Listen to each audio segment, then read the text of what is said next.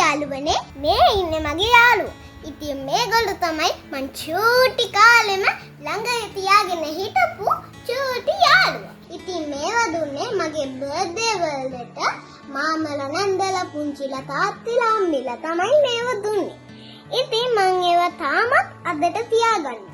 ඒ වුණාට අපි හෙට මේගොල්ලන්ව දෙන්නයි යන්නේ. ගම් වතුර ආපු නිසා මේ චූටි බබාලට සෙල්ලම් බඩු නැති වුණා. පොත්පත් නැති වුණා.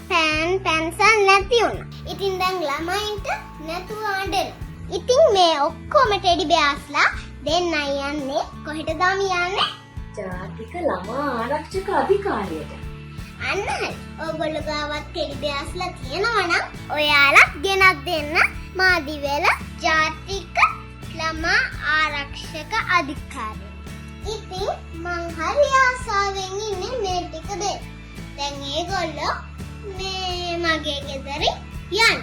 ඉතින් මගේ යාළුවන්ට බුදු සරණයි.